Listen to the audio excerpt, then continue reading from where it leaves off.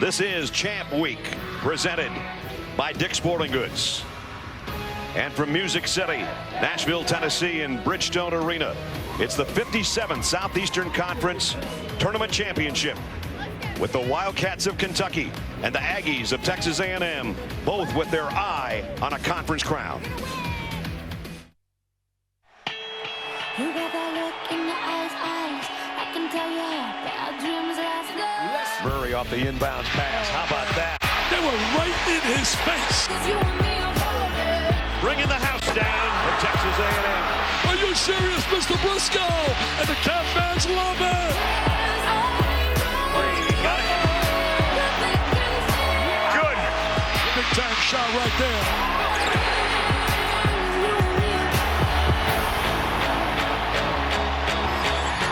Welcome to the SEC on ESPN. A packed house, Bridgestone Arena, Nashville, Tennessee. Close to 20,000 on hand to watch the number 1 and number 2 seeds in the SEC, the Kentucky Wildcats, and the Aggies of Texas A&M for the SEC Tournament Championship. And before we tip, let's meet our starting lineups. And we head to our PA announcer, John George.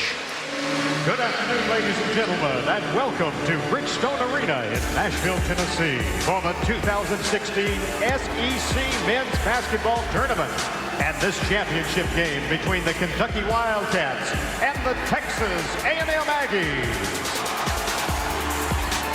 It's time now to introduce our starting lineups for our game. For Kentucky, at forward, a 6'11 freshman from Port-au-Prince, Haiti. Number 1, Scal Lapissiere.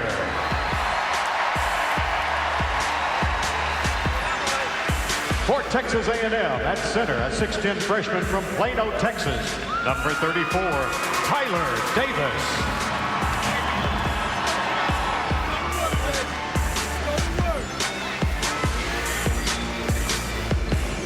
For Kentucky, at guard, a 6'3 freshman from Newark, New Jersey, number 13, Isaiah Bristol.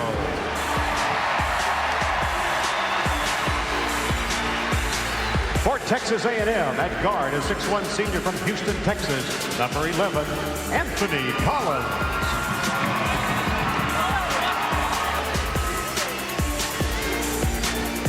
For Kentucky, at forward, a 6'8 senior from Clarksville, Tennessee, number 22, Alex Poitras.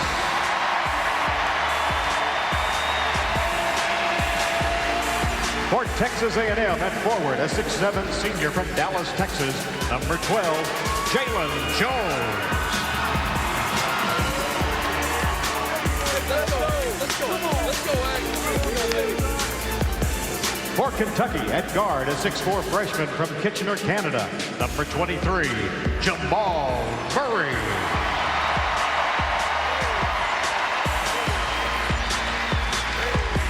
For Texas A&M, at guard, a 6'5 senior from College Station, Texas, number 21, Alex Caruso.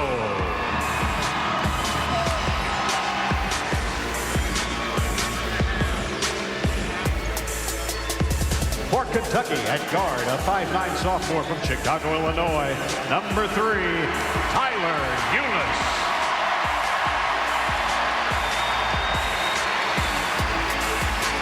For Texas A&M, at guard, a 6'7 senior from Fresno, Texas, number 23, Daniel House.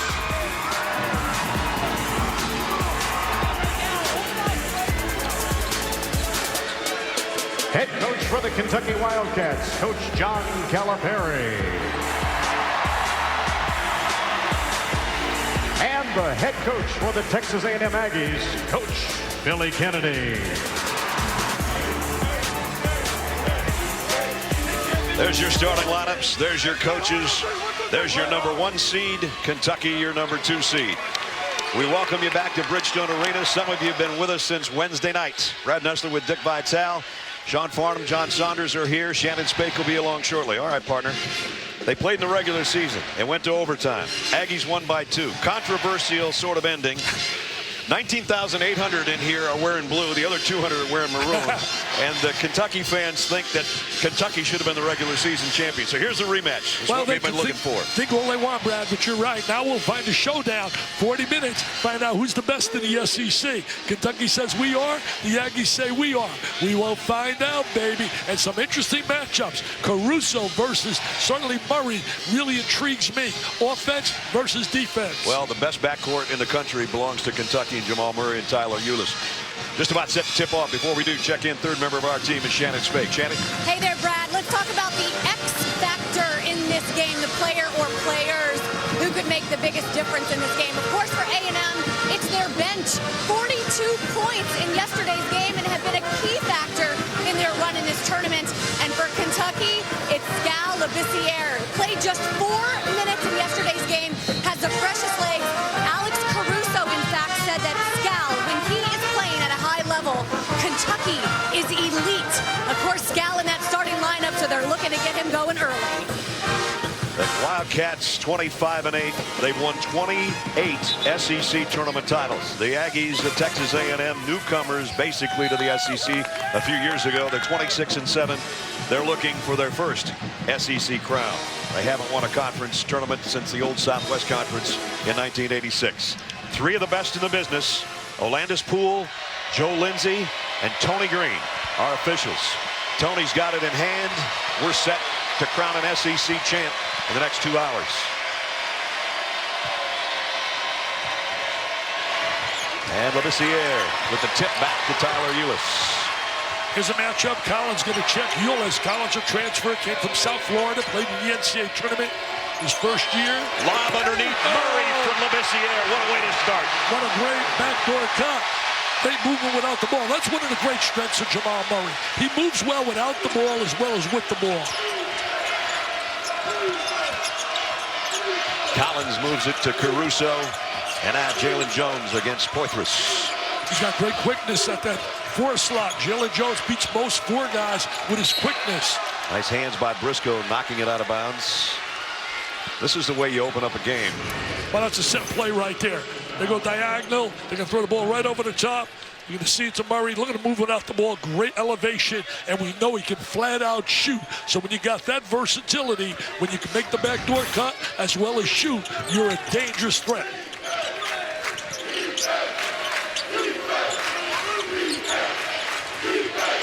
Fresh shot clock for A&M on the foul by Briscoe. Caruso House working against Briscoe. Yeah, House sent Jalen Jones, give him a great combo in the wings. Jones missed everything on a three-pointer. And he'll hear about that. Billy Kennedy, coach of the year in the SEC, and has a brand new 5-year extension contract-wise. And he deserves it, really deserves a great feature on him today on ESPN. Very unbelievable as he's battled Parkinson's, and he's doing great, he told me right now, with medication and exercise. And Collins with a foul on Ulis. Tell you one thing, Texas A&M better be careful early in this game, because I see a certain balance and a swag right now to Kentucky that we didn't see early in the game with Georgia. Georgia had it on them. They're not here with a purpose, man. They want to win this to prove they're the best in the SEC. And he's one of the best in the business, Hall of Fame coach John Calipari. He's in his 7th year. Not bad. He's won a few games. He's won a few games, like 660. Tyler Ulis, the player of the year in the SEC and the defensive player of the year in the SEC. Yeah, multiple honors and awards. Last year, Caruso was the defensive player of the year. Rips them both. 4-0 Wildcats. Full court pressure right now. I'm going to try to think about any rhythm they like to run in their offensive sets. I would think the Aggies want to get Tyler Davis a touch sometime here in the next minute. He's been very effective in the box, low post for Texas A&M all year long. He sets a pick for House, and now he's asking for it. And House fouled on the way to the basket. You know, House, a good driver, transfer, came out of Houston. You got Jalen Jones, came the way of SMU, a little transfer university. You unhappy? Come on down. Labissiere with the foul. He got foul trouble early yesterday. Sat on the bench, didn't play many minutes. Yeah, Shannon said 4 minutes yesterday. Oh, look at this. Inbounds, a beauty to Jalen Jones. Great execution on the inbounds play. The little lob in the center. Texas Aggie fans that are here love it. As you said earlier, the place is dominated with blue. There's a lob up on top. And there's the jam. And Labissiere with his second foul already, much like yesterday. He's got to come right out. There is no way that Labissiere should be going to the NBA. And people are talking about it. No way. I mean, he is so far from ready physically and every other way for NBA basketball. He may sit the rest of the half. Officials checking to make sure to monitor. And with that, Jalen Jones at the free throw line. You know, I said the other day with you that I think he needs Kentucky more than Kentucky needs him. I really believe that.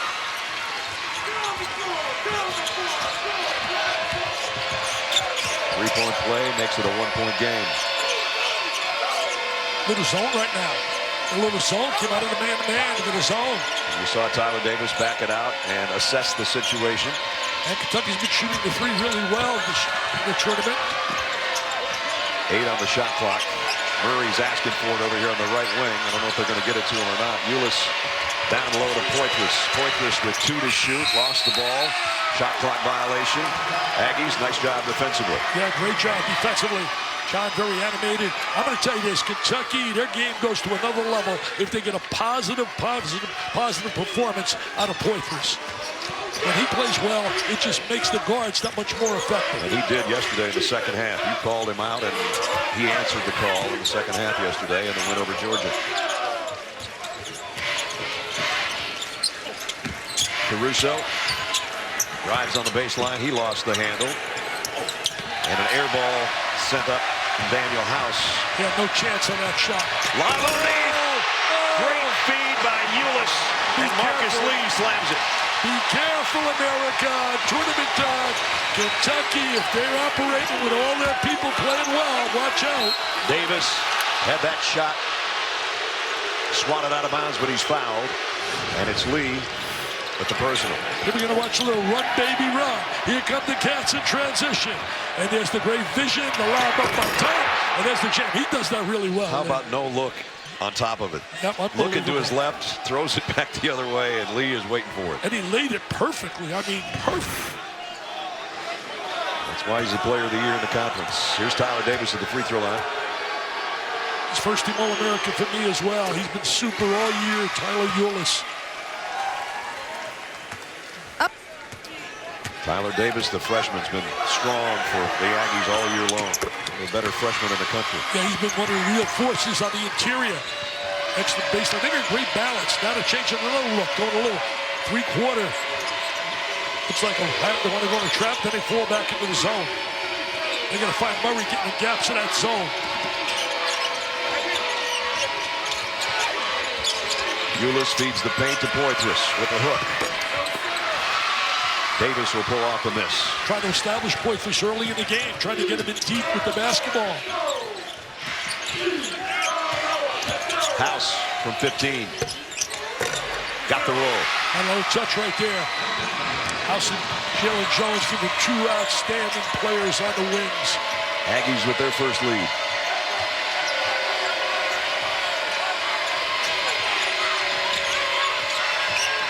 Nice step out there. Nice hands by Davis. Poked it away from Ulis from behind. Still Kentucky ball. Yeah, he came out, gave some help, and then he reached in. John Calipari, what can you say, basically? The guy's done an amazing job at Kentucky. There aren't many people that can handle that job. When Patino was able to handle it, he can. And I'm not just talking coaching. There are a lot of guys that can coach. But at Kentucky, you got to be more than just a coach.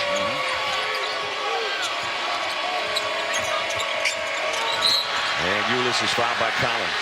That's Collins' second foul. That's not good news for the Aggies backcourt. He's heading to the bench, I think, on his own right now. And that will mean that Admon Gilder is going to check in. Good player, but a freshman. And they lose the leadership of Collins, who's one of the best assist men in the conference, and he has to sit. Well, Gilder was really a member of the highly rated recruiting class. He had a good game yesterday. 10 points, 4 rebounds. He can score. Get a shot off the dribble. Good offensive player in transition as well. Briscoe kick out. Poitras 3. Got it. Well, that's big. That's big. They get baseline scoring from their baseline. It just takes them to another level. Only his 7th three-pointer of the year. That tells you if it's going for Poitras, it could go for everybody. It's a positive. And Murray, nice job defensively to force a turnover. Yeah, Murray really did a great job rotating. Ulis up and in. Oh, what a move, what a move. Tyler Ulis. All you little kids out there who are under 6 feet, don't tell me you can't play. You can play. Have hard pride. Listen to Big Blue Nation, Brad. 4-point advantage, Kentucky. And a foul inside on the drive by Daniel House. I love the way House attacks the basket. He really can attack the basket. Take a look right here. Look at his drive. Look at his drive. The kick out, and there's Poitras, man, with the shot from the baseline. And then Tyler Ulis shows why he's a PT peer and a player of the year in the SEC.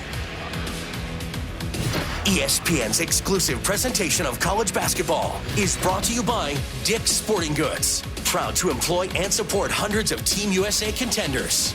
And the Lexus Command Performance Sales Event, now through March 31st. See your Lexus dealer.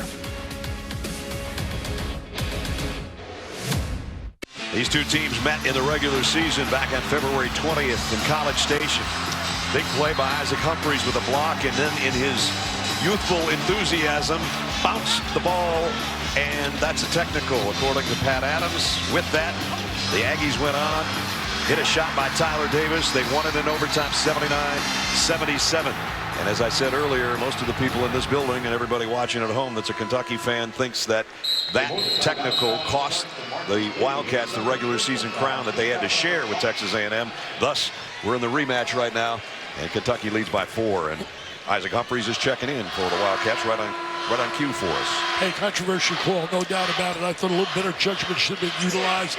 He was absolutely exuberant. He wasn't trying to show any disrespect to the official at all. And I really thought a better judgment should have been utilized. Now, there's no guarantee they would have won the game, right, Kentucky, but they would have been in great shape to win it. We had the same kind of call yesterday on Ben Simmons of LSU and their lackluster performance in our semifinal game.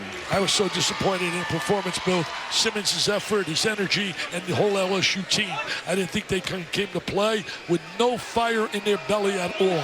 And that was sad because it was embarrassing and humiliating. And then in the second game, we had a thriller as Georgia had Kentucky on the ropes deep into the second half before the Wildcats came back and won it 93-80 over Georgia. Mark Fox had them ready to play. They started off so well. Kentucky had their hands full, but they responded to the challenge. Poitras working the paint. Nice shot. I'm going to tell you, Brown, he's got talent. He's had so many injuries. Came out of high school. He was so highly rated. Some people thought he was going to be a one-and-done player. Well, he's got the perfect body. He's 6'8", 230 pounds. He's got the power. He's got the moves. He's just inconsistent. Tyler Davis down low. Came up short, but did draw a foul. Nice entry trying to get Davis on the interior. Take a look at Mr. Poitras right here. This is the kid that has great ability. A little screen. Now he's going to roll in size, big, wide, as Brad said so well. He's got great moves. You know your basketball, man. You do a great job. Football, basketball, man. I wouldn't mind him as a tight end, actually. Right. Like some of those guys that came from basketball. You think about the great player that played from California. Tony Gonzalez? Yes, sir. You think about him. You think about Gates. Yep. Check in with Shannon. Brad, the A&M coaches are just telling the guys, remember your scouting report specifically on defense. They said you guys are coming way too far out on Isaiah Briscoe, who's not going to shoot the ball. They said back up. Remember what we studied and what we watched in preparation for this game. Good point. Briscoe's not an outside shooter at all. That ball kicked out of bounds right in front of us by Daniel House. Shannon knows her basketball as well. Hey, another tight end. What about Graham? Came from Miami basketball and became all-pro as a football player. So you can do it. Maybe Poitras goes that way. Zone right now. Zone. Briscoe tried to wrap around pass to Humphries, and that one's stolen away by Jalen Jones. He made a great play on the baseline last night with a pass that was really crucial. Caruso found a little avenue, but he missed. Humphries will clear it off for Kentucky. Yeah, Caruso did everything right except score. Humphries lays a big screen. Nice pass by Ulis into Humphries. He's sure on that. Willis will track it down, and now it's stolen away by Gilder. Ahead to Caruso with Murray on him, and he lost it. Good job by Murray stopping the easy layup. Oh, he gets it back. And he scored that time. He gets it back. Had to fight for that one, didn't they? Crusoe's dad was a heck of a player. Played for Eddie Sutton. One of the great coaches ever to coach. Coached at Kentucky. He's associate athletic director now at Texas A&M, so it's a family affair. Played for him at Creighton. First tie of the game at 13. Good look by Willis into Murray, and Murray a chance for a three-point play. You know, here's another example. Murray moving without the basketball. Something I've talked about so often. So many kids become stationary when they don't get the ball. Watch Murray. He's thinking about how to cut without the ball. And there he is, very active, always moving. I'm telling you, the toughest player to guard is a guy in motion for you young kids listening. Dick, the other thing about Murray, early in the year, he was kind of a spot-up shooter. He'd run around a screen and just stand there. Now he's creating shots. He can get a shot off the dribble. He can score inside. He's becoming a complete player. Didn't hit the free throw, but nonetheless. That's why he's averaging over 25 a game since February 1st. Leads the nation. He plays tough on the defensive end. You know, John Calipari says, hey, you got to play defense. I know you can shoot. I want you to play defense. He was kidding him about it yesterday as he was getting photobombed when Shannon was talking to Coach Calipari. Murray with a big smile on his face saying, what do you mean I don't play defense? Here's Gilder. Got it. That's good plus basketball. Getting that out of Gilder, replacing Collins. Tied again. 7 minutes in, 15 apiece. So far, they've done a good job keeping a three-point shot away from Murray. He's had 2 backdoor cuts, but he hasn't had open looks from the 3. Poitras on the baseline, fouled. I think they're going to call that on Hogue. Billy Kennedy wanted to call right there on an offensive foul. There's the reversal of basketball. Look, Gilbert step back just like a little Curry does. Everybody's trying to emulate Curry now. Curry, he's become the guy everybody tries to emulate. My grandkids go in the backyard, they say, Papa, we're going to show you a little Curry move. Tell him to keep working on it. There's not many that can shoot as good as he can. He's releasing something real. There's that zone defense now. Trying to match up in that zone. Humphreys from the free throw line. A brick. And Matthews with an offensive rebound. And he's fouled. That's what John Calipari loves about Matthews. He's a gamer. He's a kid that just plays hard. You don't look at the box score, see a lot of points, but you see somebody that contributes to the team, whether it be defensively, whether offensive rebound. Plays 10 minutes a game. You know, he had 3 rebounds and 2 steals yesterday in limited duty, so you're right. Charles Matthews, freshman out of Chicago. Shooting's been a problem for him throughout his career. Tune in tonight, find out who's in, who's out, who's playing whom, and when. Get it first, get it fast, exclusively on CBS, 5:30 p.m. on the NCAA Basketball Championship Selection Show. I'm so disappointed to hear that they're saying only projecting 2 teams out of this conference. I think that is just an injustice if that was to happen. That's the 2 teams we're seeing right now. Yeah, South Carolina to me certainly belongs in. I think Vanderbilt should be a bubble team, certainly right there. South Carolina won at Texas A&M. They played without Carrera in the tournament here, and they lost that tough game at the last second to Georgia. I agree with you about South Carolina, and they lost 3 times to Georgia. So Georgia should be in the mix, too. Aggies turn it over, only the 2nd time so far. Both teams with 2 turnovers. Both teams playing with a lot of pride right here. It's not going to affect these clubs getting in the tournament. Seeding-wise, it might affect the 3 or 4. But as Reese Davis said so well today on the Game Day show, not much difference there. What a drive. Tyler Ulis just laid that one up on the back of the rim, and it fell in. He's got 6 points to lead everybody. We're going to see how interesting it is on draft day to see who drafts him with his size. A lot of people say he can't play. Avery Johnson said, I played in the league a lot of years. Trust me, this kid can play in the league.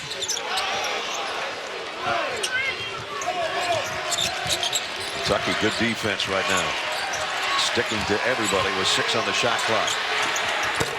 And a guy that was big yesterday, Troche Morelos, who had 13 points, actually led A&M in scoring yesterday off the bench, and he's got his first basket. So one thing, they go to the bench, they got some depth. Poitras, tough catch, and walked with it. That took the extra step, defense rotated over. 11:20 remaining in the first half. Number 1 and number 2 seeds in a good battle. Right now, Kentucky leading by 1.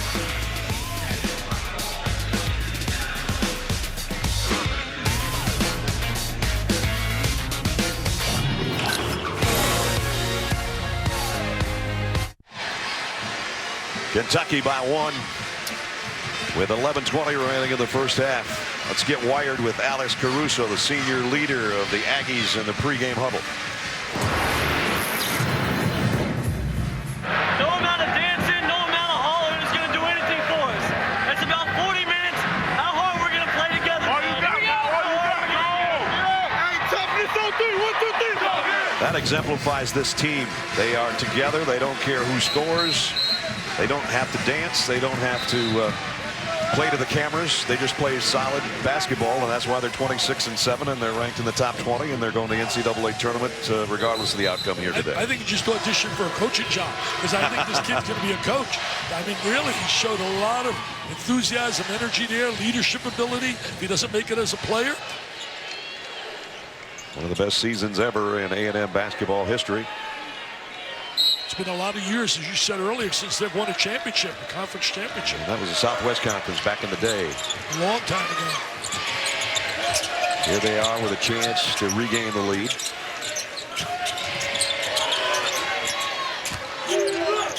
Oh, he walked. Walked with it. Wow. No call. No call right there. He did a little dancing, getting out dancing with the stars. Troche Morelos gives him the lead. Troche Morelos really doing a good job off that bench. He was awesome yesterday. 13 points, 3 rebounds, and an assist, and helped them to their win to get to this championship final. Got those tough names, man. With Smith and Jones. They're challenging me here. He walked and there. A walk. They didn't miss that. Joe Lindsay didn't miss that, but they missed the one up here. Tony Troche Morelos from Cartagena, Colombia, is the guy that gave the Aggies the lead on this move after the pass from Hogue. Oh, look at the little dance he did. Little dance he did. Hogue with the kick out.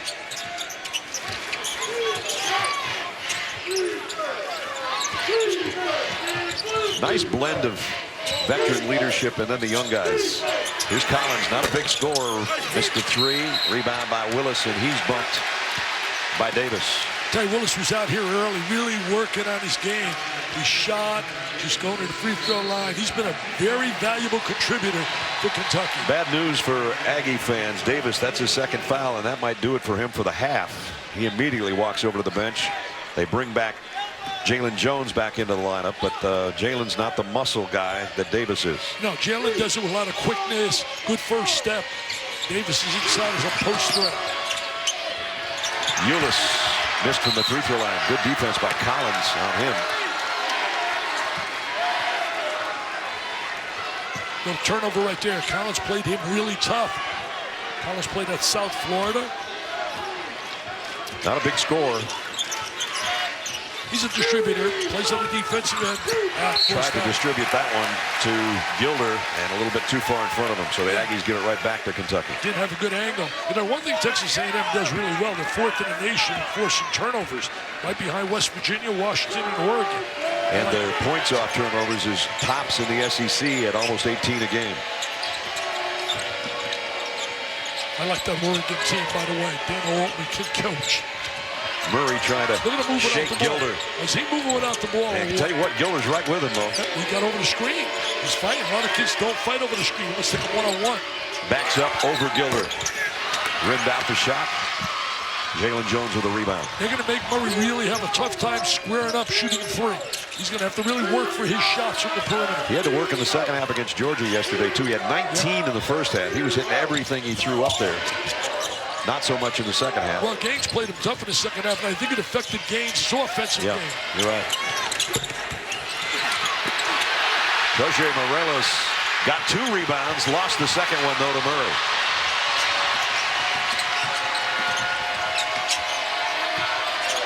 Tyler Ulis working the baseline. He'll kick it back inside to Matthews, and he's fouled. Matthews cut without the ball, but good look by Ulis.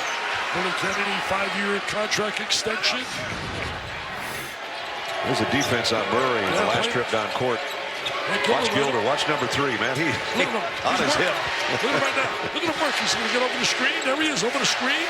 He makes him take a tough shot. Nice job by Admin Gilder, the freshman out of Dallas. Charles Matthews at the free throw line. He's not a good free throw shooter, but he is 1 out of 2 today. I tell you one thing with the Aggies, they've been a team of streaks. Starting their season 7-0 in conference play. Then they lose 5 in a row in conference play. And they ran off 6 more at the end. Yeah, and now they won 2 here, so they got an 8-game winning streak. Right. Nice move on the baseline by Jalen Jones, and he's fouled by Poitras. I like his first step. Very quick with that first step. Coming up next, Memphis and UConn square off in the AAC championship game. Champ Week presented by Dick's Sporting Goods, also streaming live on Watch ESPN and the ESPN app. That'll follow us. I'll tell you one thing. I know Jim Boeheim and all his people. I know a lot of people are rooting like heck for UConn because if Memphis wins, they will steal an absolute at-large berth from someone who has been on the bubble and was in a bubble bath all night last night, dreaming and hoping. I thought you were going to be in a bubble bath and you ended up at the Grand Ole Opry. How's that work? Hey, I had a great time. John Saunders and I got up there. You know, we asked the crowd, how many for Texas A&M? There's some cheers. How many for Kentucky? And the place exploded. Right? He's a guest of Lee Greenwood, who really tremendous. God bless the USA. He sang it well. There's goosebumps in your body. A&M by 2, their biggest lead. That's how close this one's been throughout. Three-pointer won't go on the baseline for Willis, and the rebound is Caruso. You know, Caruso really a guy that's with a blender. He's a facilitator, pass the ball without nice entry. Jalen Jones blocked from behind by Willis. Good defensive play by Willis, rotating over as they have a great angle on that shot. Willis doesn't get enough credit, I don't think, in this Kentucky team. He's a great outside shooter, and he's a pretty good defender as well. Poitras. And a blocking foul on Troche Morelos. They really want to get the ball inside. They want to establish that baseline play. 7:53 remaining in the first half. It's been tight throughout. Right now, the number 1 seeded Aggies leading number 2 seed Kentucky by 2.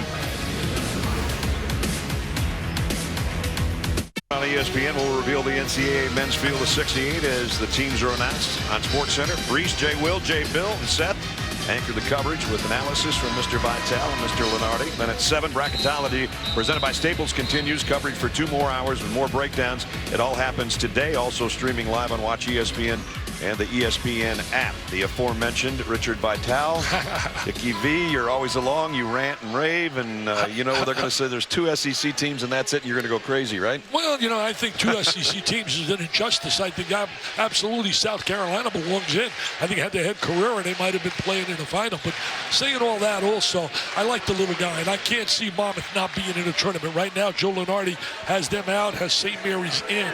And I would think there's about right now, Brad, about 15 teams battling for like 8 spots. The at-large, what's going to happen because of the unbelievable balance we've had this year, about 6 to 7 teams are going to have legitimate arguments at the end of the year, at the end of the night rather, in terms of saying we should have been in. But that's every year. We should have been in. But there's a lot of teams going to be 69 and 70. And unfortunately, that means NIT. I'm going to head straight to a sports bar when I leave here because I love watching you argue with Joe Lenardi. It's like must-see TV for me. Well, Joe's not the problem. The problem is sometimes the committee. Well, I know that. I have great feeling and respect for Joe Castiglione, and I know he's going to do the right thing as the leader of the selection committee. Well, he knows that Oklahoma's in, so he's cool with that. Here's Caruso on the baseline, a 3. You know, Caruso can shoot the ball, doesn't take many shots, quality shots. And whistle foul underneath as A&M's taking a 4-point lead.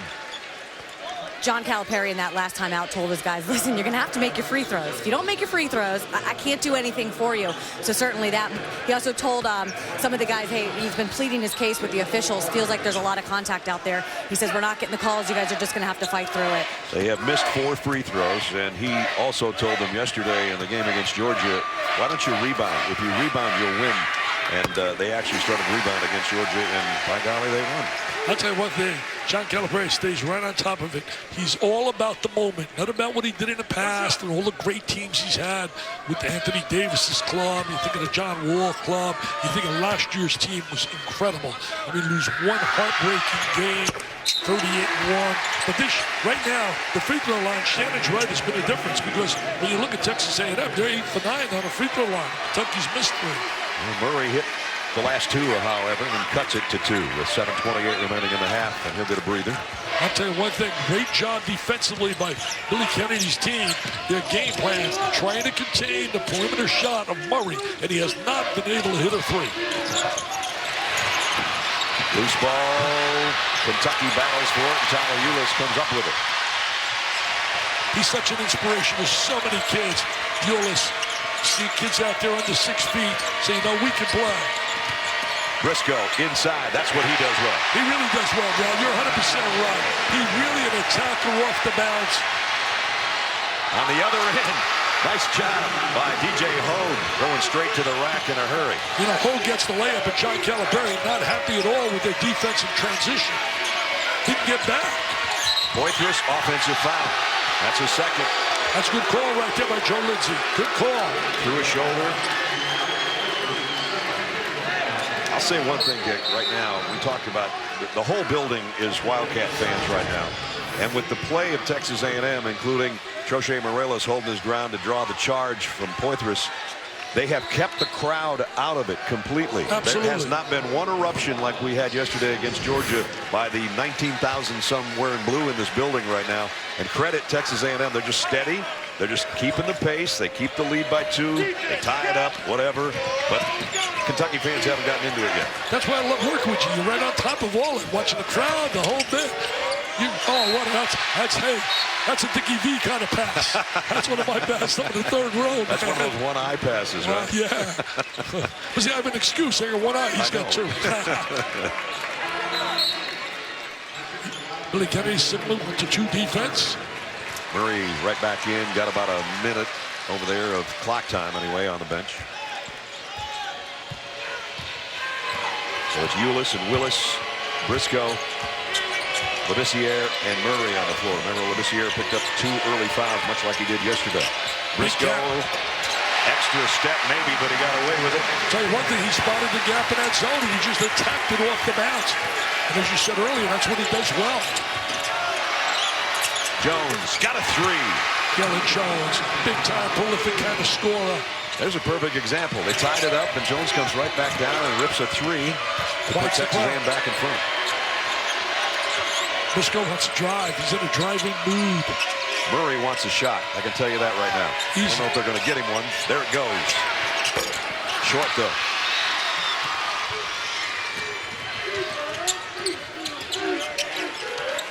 A&M by 3. Jones inside, swatted away by Labissiere. Labissiere with a good block right there, rotating over defensively. Ulis pull up triple. Got it. Tyler Ulis. He's a Goliath man with the rocks in his hands. He's a giant. He's a giant. Now the crowd's into it. Yes, sir. Here come the Cats. Big Blue Nation.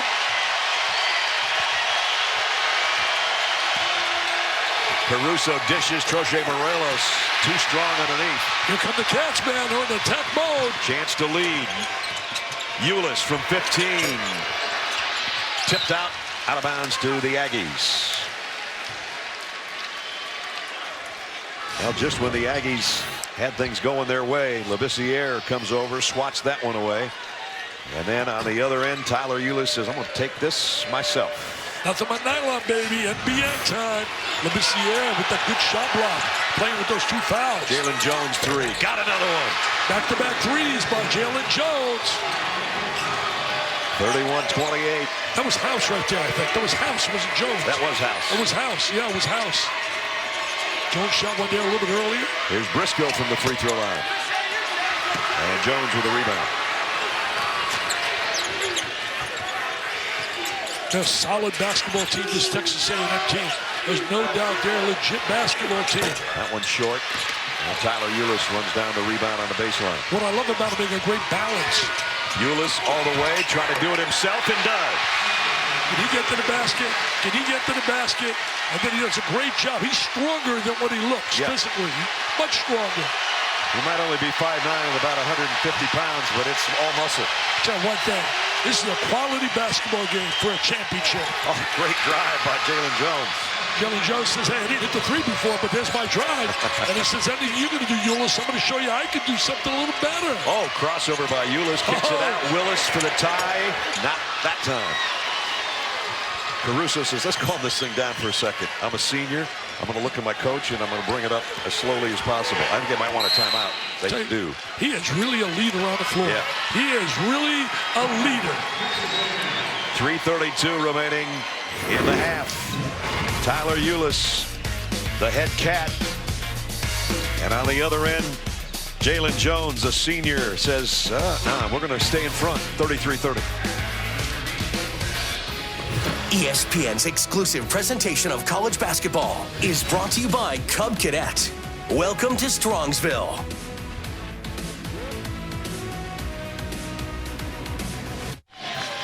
Texas A&M still in front, 33-30 right now, but Kentucky right on their hip, courtesy of the smallest guy on the floor and the biggest star in this conference this year, Tyler Ulis.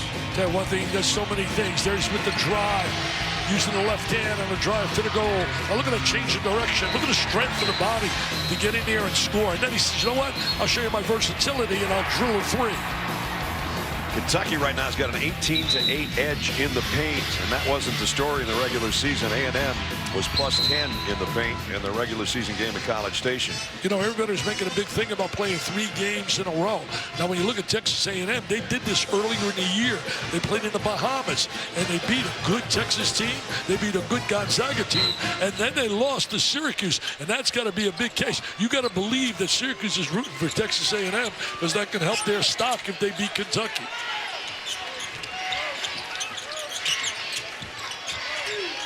Jones asking for it on the low block. In the lane, trying to hook shot. Miller picks up the offensive rebound. Shot clock didn't reset. Got to hurry. There's a block shot by Labissiere, and he gets it out to Murray. He got a great defensive play there. Very quick reaction as they had a layup. Caruso spotted the open guy inside. 2 nice blocks by Labissiere in this first half. He'll try it on offense on the other end. House brings down the miss with just under 3 minutes to go in the half. That's what they want out of Scal. Play some defense, get free offensively, play hard, play hard. That's what John Calabrese saying. Play hard, be aggressive.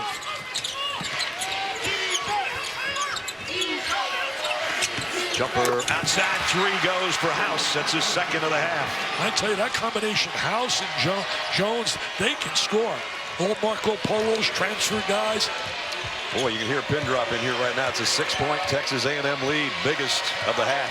And back in that zone, that 2-3 zone, big opening right there where the logo is SEC, right open at that foul line. I would slash somebody in that foul line area. And there it is, right there is an opening. Thank you. Again, Briscoe inside. Thank you. But the opening right there, the SEC logo. He is sneaky when he gets in close to the basket. Oh, he has the great driving ability. Under 2 to go. 4-point Aggie lead. Jones. Now Caruso out on top.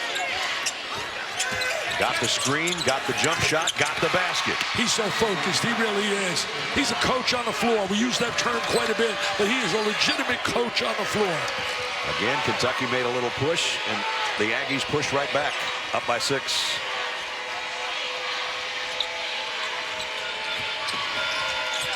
This time they cut Briscoe off at the pass.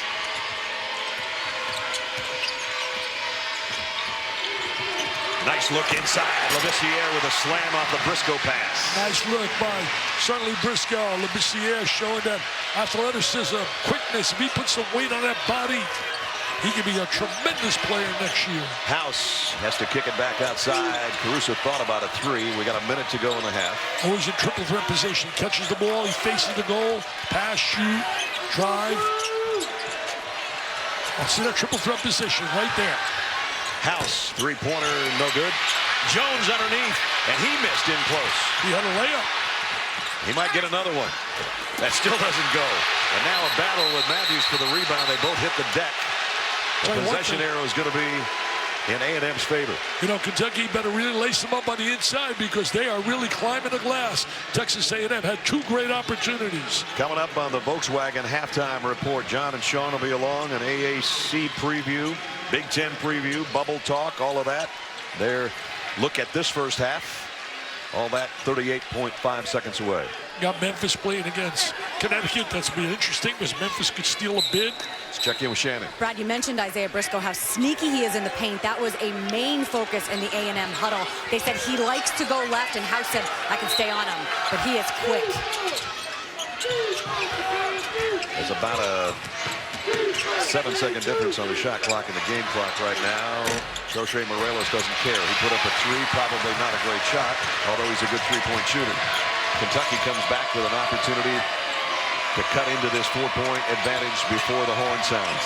Tyler Ulis says, I got this. Everybody get in place. Tell you what, he's an orchestra leader, isn't he? He takes charge right out at that point guard slot. He's the boss man. Now with less than 10, he'll go to work. Got Murray over on the left wing, and Willis right here in front of us for 3. And A&M is going to have the halftime lead. That ball almost went in. Great first half. Number 1 and number 2 seeds, they're showing why. Trailing at halftime in back-to-back games for the first time in about 2 months. Let's check in with Shannon. Thanks, Brad. Cal, what stands out to you about this first half the most? I can't hear you, but what happens is our pick-and-roll defense, we're telling our bigs to get up and they're back. So you can't really play. The other thing is it's getting physical inside, and we got a couple guys that you just can't be in the game. The game's too physical for you, for them to grab balls and do it. And then the other thing is we're not finding Jamal. Like, we got guys looking away. You almost drive up the court in the transition. Where is he? To get him going a little bit. We're not doing it, but hopefully in the second half. Thanks. Cal. No doubt Jamal Murray was on point early, but ended up with only 6 points at the half. And Texas A&M trying to pull a little bit of surprise in the eyes of a lot of people anyway. 38-34, number 1 seed leading number 2 here at halftime. Time for the Volkswagen halftime report. John and Sean are standing by, guys. Presented by Dick's Sporting Goods.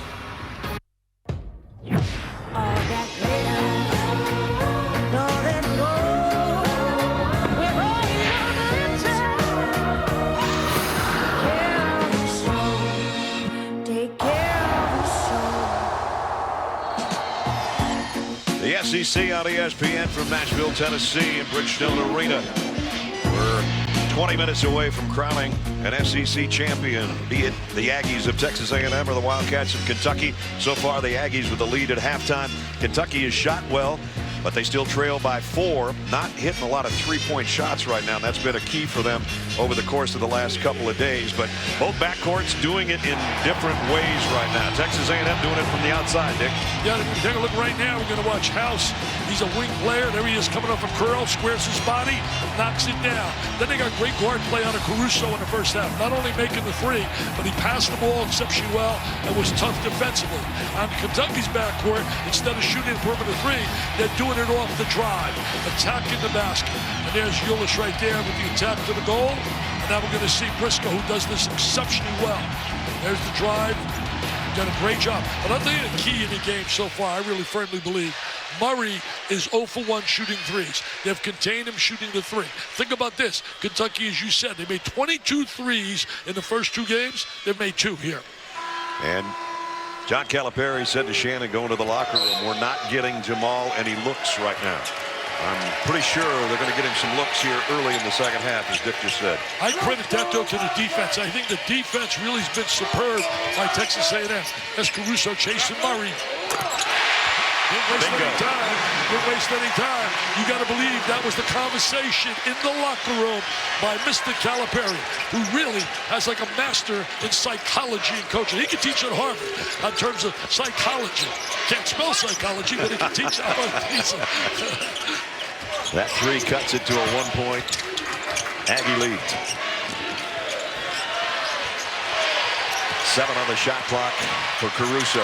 Entry pass into Davis. Davis muscles inside, but he missed the shot. Oh, what a rebound. What a rebound. Unbelievable rebound by Daniel House, and he scored on top of it. There's the size of House. I mean, he earned that, baby. What a terrific play. I mean, that was just terrific hustle, pride, guts. Watch him right now. Watch 23. He's going to slice through the lane. Here he is. Come up with the ball. And then he has the body strength to be able to convert and score. Marcus Lee picked up his 3rd foul in the process. So it's a chance for Daniel House for a 3-point play. What a big possession right there by Texas A&M. Missed the free throw, however. Getting 3 on Lee certainly big. They're going to find Murray because Murray has spurts that are unbelievable. He can go quiet, and then all of a sudden you look, he's got 15 quick points. Yesterday he had 19 in the first half against Georgia. He doesn't force shots. He's very patient. He looks for the good shot. Ulis tried to cross-court it to him, and Collins swiped it. He telegraphed that pass. And Caruso with a flush. Nice pass. What great basketball right there. Tremendous execution by the Aggies. Oh, the Aggie fans that are here behind the bench, they love it. They may not be in numbers, but they got quality fans here. Great play. Ulis tried to get it over to Murray, and then Collins with the swipe, and then the dish to his backcourt mate for the flush. Caruso's very underrated, man. That kid can play. He's not going to beat you with a lot of style and spectacular basketball. Look at him dig in defensively. They're fighting to get over that screen. Here's Poitras. He's not a three-point shooter, and it showed right there. Yeah, he made one, so he gave him the confidence to try another, but that was absolutely airball time. He made one, but he's only made 7 all year. I wouldn't be shooting him if I was him. Let's check in with Shannon. Well, this A&M team is absolutely stuck to the plan. Billy Kennedy told me they want to come out and they want to make a statement in the first 4 minutes. He told me they were going to do that by how? Going inside to Tyler Davis. So if he can stay out of foul trouble, he's going to be key in this second half. Shot selection and maintaining the pace, also priorities for this A&M team. They did go inside to Davis, and he had a drive where he should have scored, but it was House that followed with the offensive rebound and the score inside. Got to get better spacing than they had right there, Kentucky. Briscoe lost it going up. Knocked out of bounds, though, by Texas A&M. You know, Willis hasn't scored yet either for Kentucky. Yeah, he's got to make some threes. His strength is to shoot the three. John Calipari knows he's in a battle. This is a legitimate top 15 team, Texas A&M. Here comes Willis for 3. On cue. Gotta get it. Gotta get it. Gotta get that free, baby, out of him, and he delivers right there. It's a battle, this game. It's a battle, man. Now the Kentucky fans come to life a little bit on that three-point shot. Every time they have an answer, they come right back. House tried to get it to Davis and knocked out of bounds by Kentucky. Look, Caruso, I love him. He's into the game big time. He's our coach on the floor. Here comes Willis. Look, he's spotted up. He's wide open. He catches it, and he nails it. That last play, they were taking a look at who it was off of. Looks like it was off Kentucky to me. I thought it was, too. But it's Kentucky ball and bench warning against Billy Kennedy over at Texas A&M. I don't blame him. Willis, another 3 from the other side. This one's off the mark, but Murray tracks it down. He's going to get it back from Ulis. Got Collins all over him. Right up in his face. They're going to make him drop. He wants to shoot it over Collins. He's got the size. He did, and he's fouled. Yeah, he took him one-on-one right there. Tried to take advantage of his size, the differential. And Collins has given away 3 or 4 inches on Murray, and you can see it right here. Yeah, he did that yesterday, too. He took advantage when he had a mismatch. Against J.J. Frazier. Absolutely. He's a heady player. Very cerebral. Comes out of Canada. So Collins will head to the bench as Murray steps to the free throw line where he's 2 out of 3 today. Well, a lot of quality players coming from Canada now playing here in the USA. 3 fouls on Collins. Murray knocks it down, as Dick said yesterday. Since February 1st, nobody's better than major conference players as far as scoring. Yesterday, he had 26, 6 rebounds, 2 assists. Those kids up there on that list can flat out score every one of them. Buddy Hield would be my choice as National Player of the Year from right out of the outset. Murray with 11 today, and we are tied. Listen to the crowd now. Oh, it's Big Blue Nation in it. They're in it. Ulis playing Caruso. Ulis has the great size on him, but Ulis has the quickness. Tied for the 6th time on the afternoon. House, nice drive. He really beat Poitras in a one-on-one scenario right there. Good first step. He and Jones have great first steps. Briscoe trying to answer on the other end and does. Well, he does a great job in transition. They don't get back quick enough, Texas A&M, but Briscoe takes advantage. 3.5 minutes into the half, tied at 44. He's a big-time high school player in New Jersey. It's a quality game right now. Both teams playing well. Both teams playing like legit threats to make some noise in the NCAA tournament. Wouldn't want to play either one of them. House, the crossover on Willis, got him in the air and drew the foul. He drew the foul with that little head fake and ball fake. I am so impressed with House and Jones' ability and Caruso on the perimeter. So Daniel House, the senior out of Fresno, Texas, will step up to the line. He's the leading scorer right now for the Aggies with 14.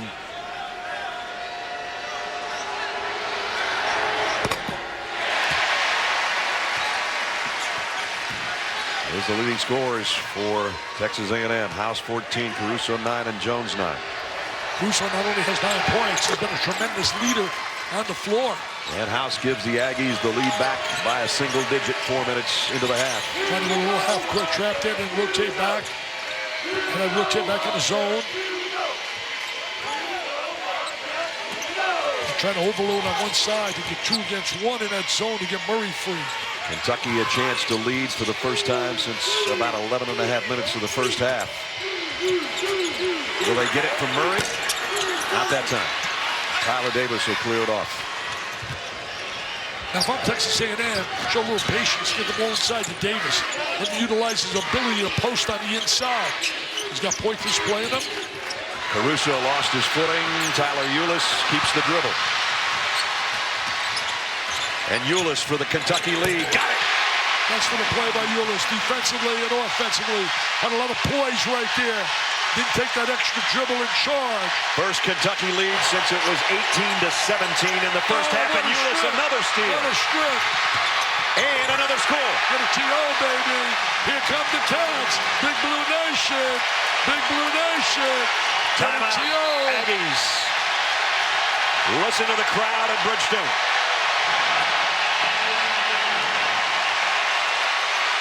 How did the Cats get the lead?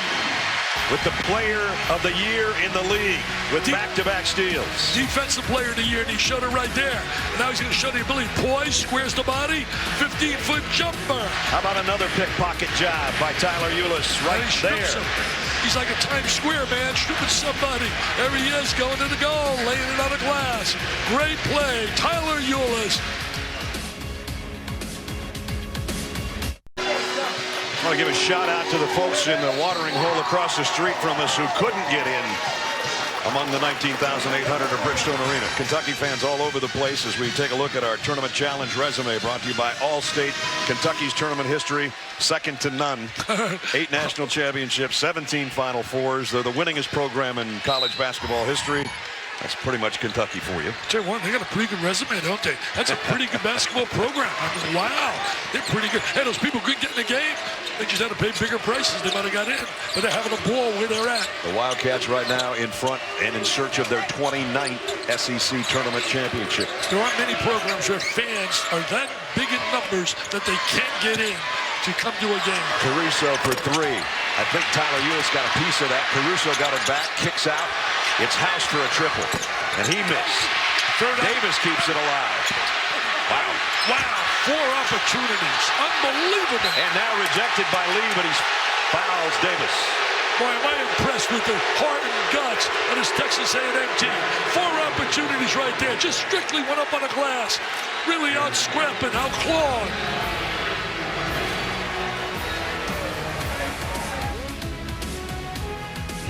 ESPN's exclusive presentation of college basketball is brought to you by Michelin, a better way forward.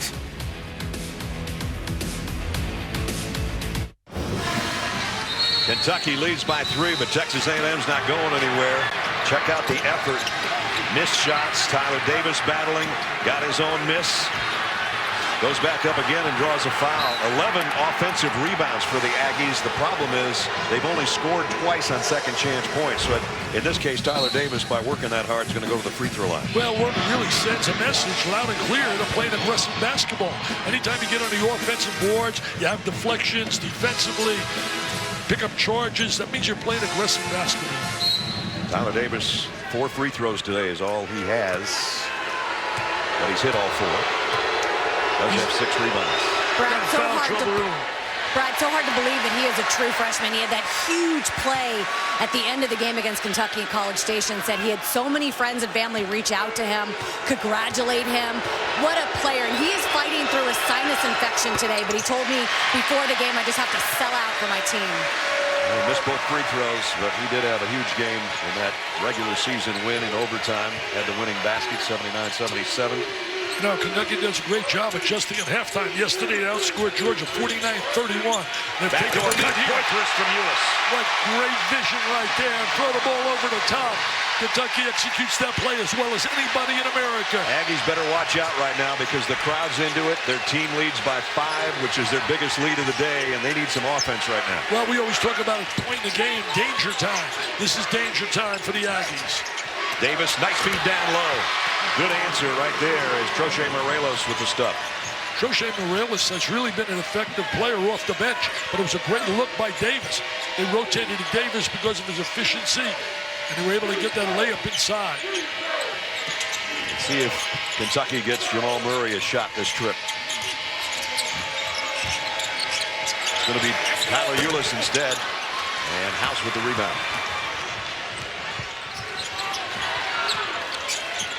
House going to the rack. Got it, and one. He's a big-time scorer. He's got great scoring ability in his driving game. He changes direction really well, utilizes his body, has good extension. Poitras picks up his 3rd foul in the process. They're not going away, man. This team is not going away. They're too talented. I'm telling you, Brad, these are 2 teams that can make big noise come March Madness. Great body control, and then moved it to the left hand off the window, and the free throw upcoming can tie it for the 3rd time in the half and the 8th time in the ball game.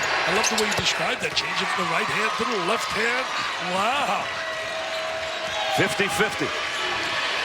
13 to go. Number 1 seed, number 2 seed. That's the way it's supposed to be. Tied in conference play. Controversial call on February 20th. Now we find out, baby, the next 12 minutes, who's the best in the SEC. Fadeaway 3 by Murray. That was not a good shot. He forced that shot. Troche Morelos with a rebound, and now it's House for the lead for A&M. Yes. I'm telling you, they don't have an answer for House. His driving ability is driving Big Blue Nation crazy. This kid can score. He's tough. He's tenacious. Here's the bad shot. That's a bad, bad shot. He doesn't take many. And then House. Here's a good shot. Great shot. Look at his speed. Look at that quickness to the basket. I mean, look, he's like a runaway freight train. He could be one heck of a halfback. This could give him back-to-back old-fashioned 3-pointers. He's got it, and A&M's got the lead back by 3. They can thank Mr. House, man. He is in the house. Made a house call on back-to-back trips. And a walk on Kentucky. Hasn't been a lot of turnovers. Okay, Kentucky had the place going wild. They took that 5-point lead. Take a look right now. What happened to that 5-point lead? 7. House, can he score again? Another 3. He knew that one was off the mark. He almost followed it in with a rebound. And now Poitras goes right into the A&M bench to save it for Kentucky. Look at that hustle on the floor. Murray got it to Ulis.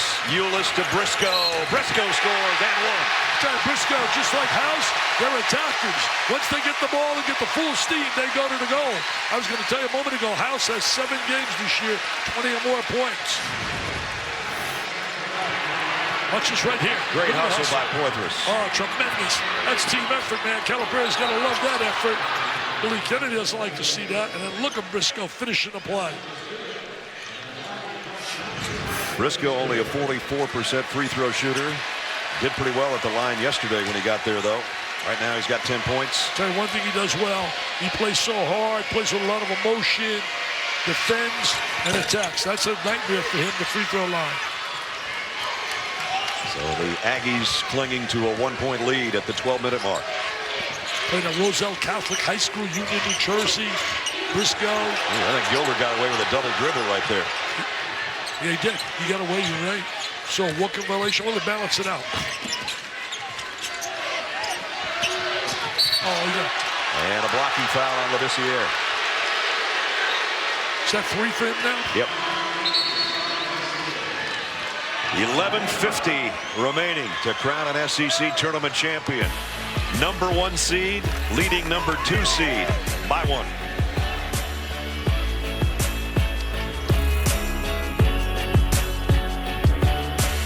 Pounding away, their team's pounding away as well. 53-52 with the lead. They've been taking it to the house in the second half, Dick. Yeah, Daniel House been terrific, especially driving the basketball. He's better at attacking the rim than shooting the perimeter a shot. He's been a little inconsistent this year. He's a guy that's had some great moments, great games, and he's certainly having one right now. Sure is. 21 points, 11 of those in the second half, 7 out of 12 from the floor. Check in with Shannon. Yeah, one of the things I guess Calipari told the guys in the huddle, Isaiah Briscoe, he said, great effort, but you can't take any plays or back off on any plays. He said, they are here to play. This is a dogfight, guys. And Briscoe didn't back off. He fell down, drew a charge. Tell you what, he can play defense. He can play for me, this kid. He plays really hard. He's got to just work on his perimeter shot and the free throw line. There he is, taking the charge. Gives Kentucky an opportunity to come down and take the lead again. We've seesawed back and forth. We've had 8 ties in the game. Kentucky's led by as many as 5 in this half. So is A&M. And that's a 1-pointer. Kentucky's been really living off the 3 here in this tournament. 4 for 13 right now. 2 for 7 in the second half. This is a guy that can shoot the 3 as well as anybody in the business. They're going to make him drive. They're going to make him drive. In this example. He drew a foul from Gilder. Gilder, he's been told, challenge him, get right up in his face, don't allow him to shoot the 3. Don't forget, bracket time. It all starts today. Fill out your NCAA bracket at ESPN.com/bracket or download the Tournament Challenge app.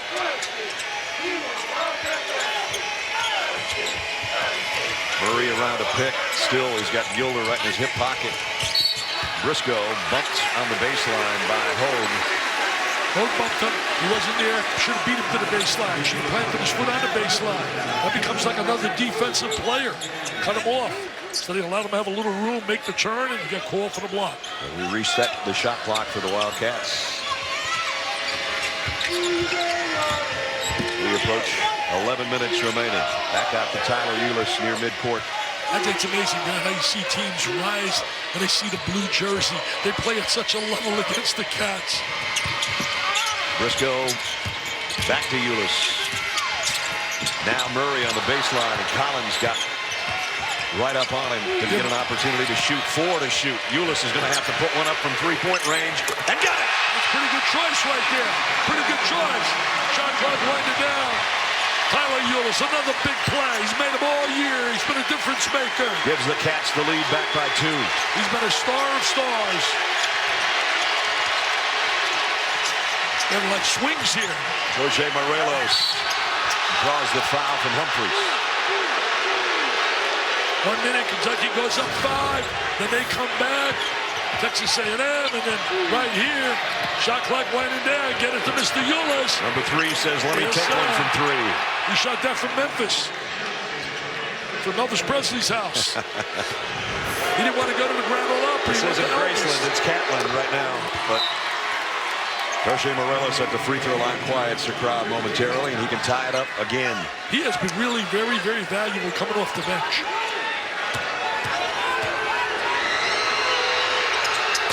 Short on that one, and Humphries with the rebound. Trying to get a few minutes out of Humphries with his great size.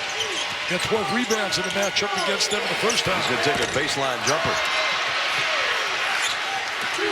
Got a good-looking shot right there, too. Squared his body. Jose Morelos thought about a 3 and decides to bring it back out to Collins. Collins says, let's calm down, guys. We're past the midway point of this half. In a 1-point game, can't ask for more than this. Collins, the only guy on the floor from Texas A&M that played in the NCAA tournament. Collins tried to dish it with his left hand. 6 on the shot clock. Jones throws it away. Got in midair and had nowhere to go with it. Poitras. Offensive foul. I think that was a good call. He was out of control. Totally out of control.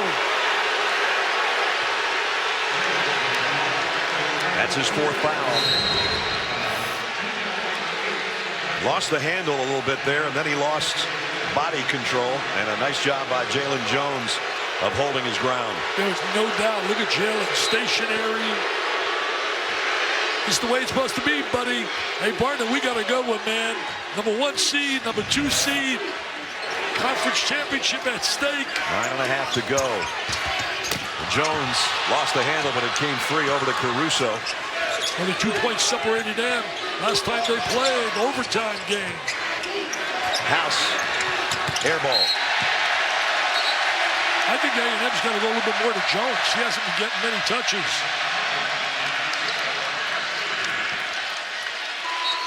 So Kentucky's got it back. Love games like this. Not like yesterday when you had the game with LSU, laying down there in that game, not playing hard. That's so boring. You didn't have to do that one. No, I like games that people play with pride and passion.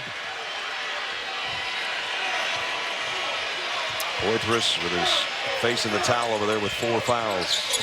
Tyler Ulis from the free throw line. Got it. Oh, big time. Big time. He's money, man. He's money. I'll tell you, the NBA, I got a bulletin for you. Get him out of the second round. Late first round, I'd take that kid. He's going to play somewhere. Cats by 3. And a foul on Briscoe.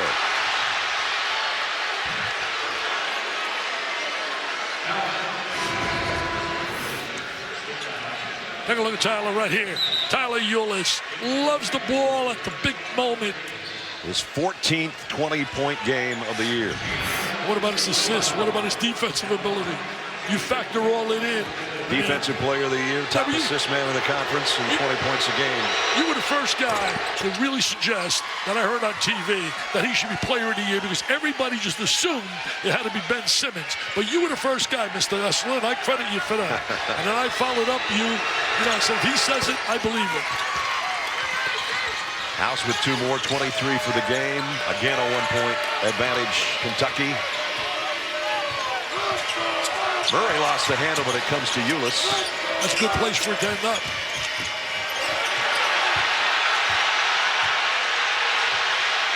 Coming out of the man, going to the zone. Tough to man, Ulis. Briscoe's going to try to drive on it. Does, but Davis pinned it against the backboard. It's going to be Kentucky ball with 7 to shoot. First conference championship right now for Texas A&M since '94. The Southwest Conference title lost to Texas.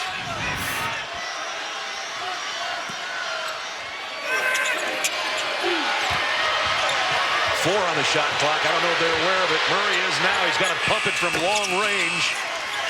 They just weren't aware that they only had 7 to shoot on the inbounds play. Well, the one thing is Murray's not getting any open looks for a 3. I can guarantee you that.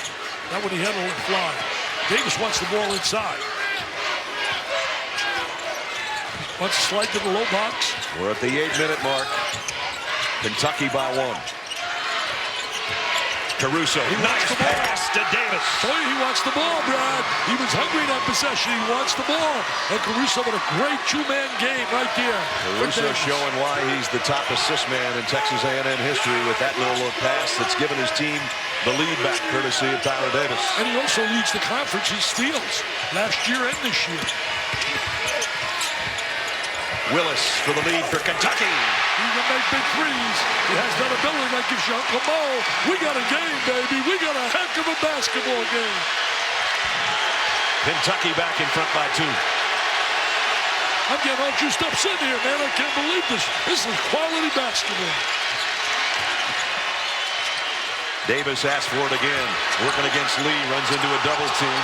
Ulis did a great job doubling up, get the ball out of his hand. Collins rejected by Lee. Comes free to Jones. Jones had it partially blocked. Here and Murray ahead for Kentucky. Ulis wide open. Triple from Ulis. And it'll be Kentucky ball on the long rebound out to Murray. Both these teams want this title. You can see the intensity and the emotion they're playing with. Now they're in that zone again. Ulis back out to Murray. He knew where he was. Air ball. That's the first open look he's had for a 3. Wide open. I don't think he believed it was going to be that open. He shocked himself. He didn't even get close. Ball out. The official's going to talk about this one, I think. Going to be A&M ball after this timeout. 6:25 remaining for an SEC tournament championship. What a game. Kentucky clinging by 2. Wow. ESPN's exclusive presentation of college basketball is brought to you by Dick's Sporting Goods, proud to employ and support hundreds of Team USA contenders. And the Lexus Command Performance Sales Event, now through March 31st. See your Lexus dealer.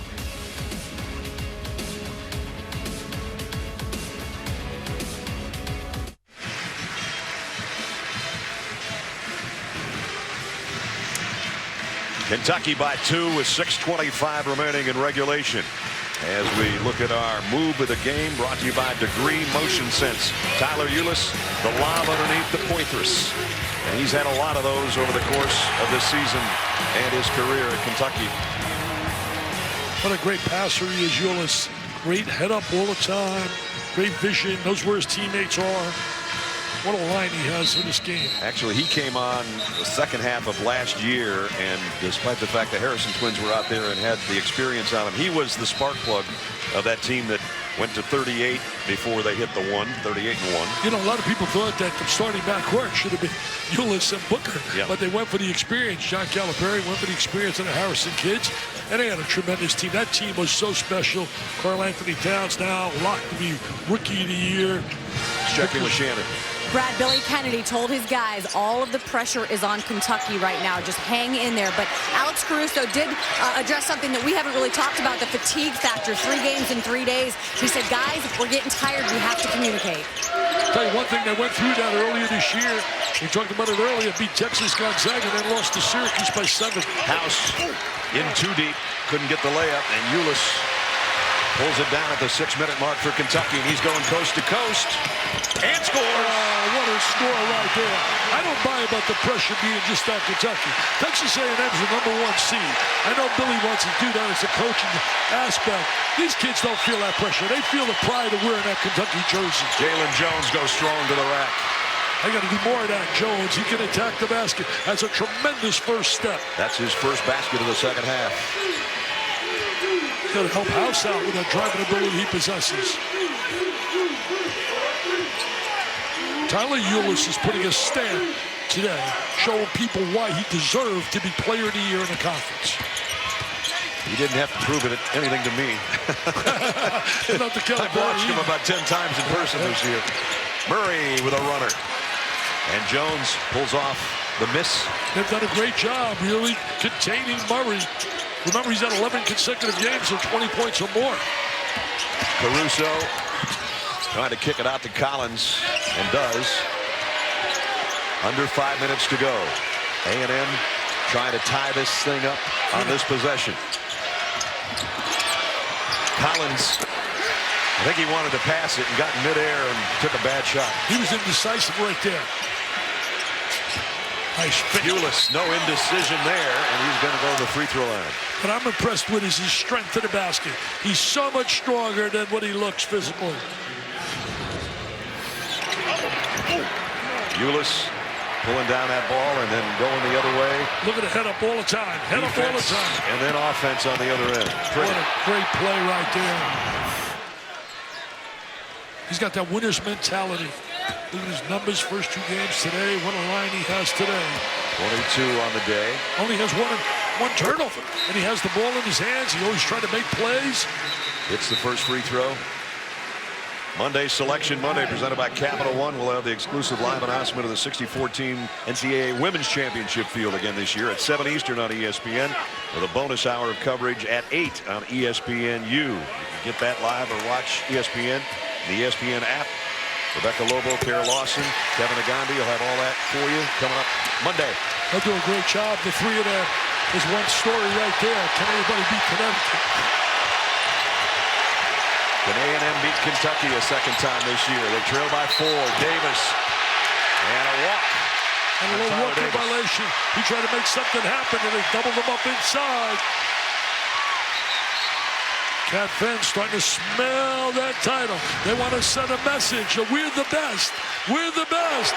You know what's good about this game being this close? I'm not a bracketologist. I know nothing about seeding and all that stuff, Dick, but this isn't going to affect the seeding of these two teams. They're playing down to the wire, and they're going head-to-head, and I don't think it's going to matter. Absolutely. Ulis almost threw it away. Caruso going for the steal. Well, 2 games they played, plus an overtime, only 2 points differential. Murray, triple on the way. Not there for him today. Briscoe keeps it alive. Murray will try again. He won't miss 2 in a row. Why not? Why not? You don't give him 2 in a row. It's going to go down, baby. Biggest lead of the game for the Wildcats. Timeout A&M, and this place is about to erupt. Look at the smile on his face. It went down. I love this kid. He's got great personality. They love one another. Oh, do they play pride for that jersey that says Kentucky.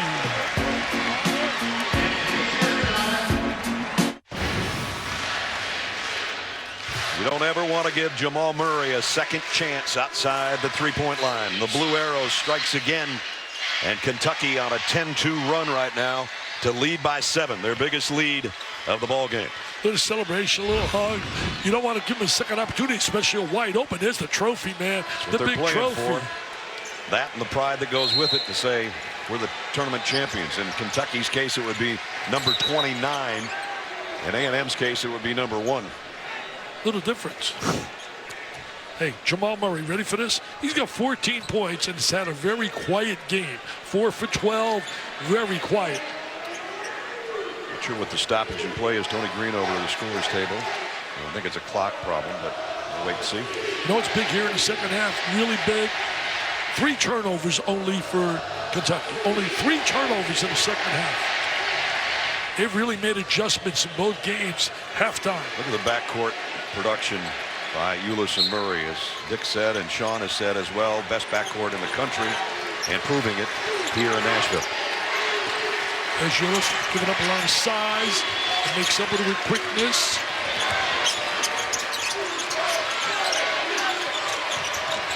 Caruso thought about a 3. He should shoot the ball. Dribble. He should shoot the ball a little bit more often. And now he's going to throw it away. That's going to be an over in the back. No, it was touched by Kentucky. Deflected.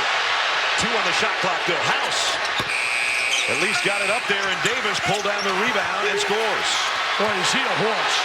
Oh, is he a horse. Yeah, Davis might have got away with a push on Briscoe. That was a big possession for them. They needed that score desperately. Stops the Kentucky run at the 3-minute mark. A 5-point game, 2-possession outing. Poitras rejected by Davis. And now it's Caruso ahead to Jones. Oh, slam that. They don't go away, man. They don't go away. John got a break in a timeout. Well, they're going to fix the net, I think. Maybe John does want a timeout, but on the other end, after ripping that slam dunk, the net got inside out. Davis, great job on defense, though. Tremendous job. And then they get the breakaway jam. And we do have a timeout. 2:52 to play. A 1-possession game in Nashville.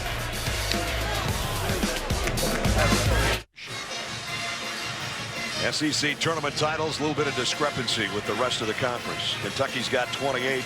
Alabama is the next closest. And if you combine all the schools, you still don't come up with what Kentucky's done.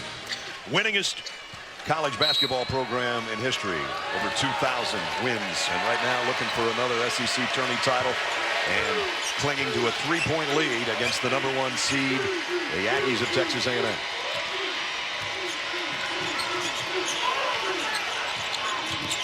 Ulis on the dribble, working against Jones, and drew a foul. There's another example of young kids out there.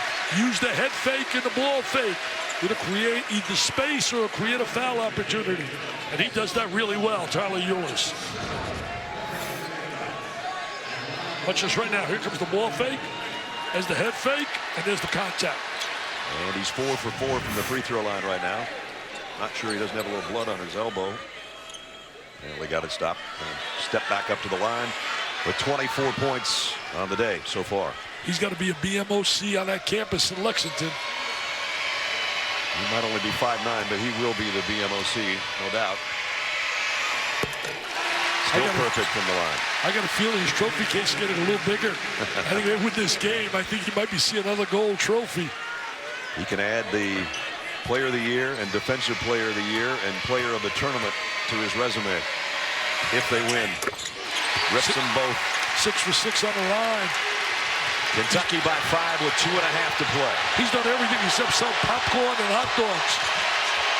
Here he is, looking playing hard. Look at the size for Caruso right now. I don't think Caruso's hungry enough to want to shoot the ball. House off balance, off target. Cleaned up by Jones, though. Tell you, Jones, Davis, House, they are tough to deal with. They're so tenacious. Every time it looks like a little breathing room for Kentucky, here it comes. Whether it be House, whether it be Jones. Remember, Georgia yesterday pushed and shoved Kentucky, and then they went on a 30-13 run to finish it off. They're in that same kind of situation here today, but only up by 3. Ulis. In and out. Poitras keeps it alive. And he's fouled. Poitras playing with 4 fouls right now.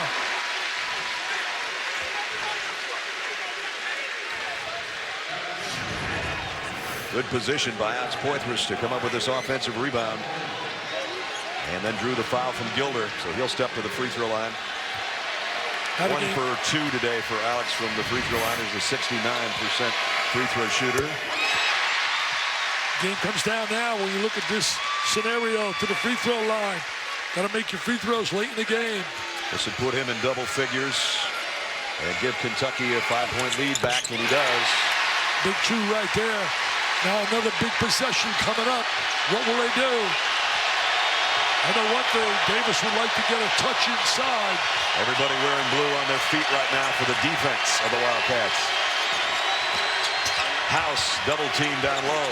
Now he takes a fadeaway jumper on the baseline. Caruso kicks it back out to him for 3. Got it! What a great play by Caruso to give the second opportunity.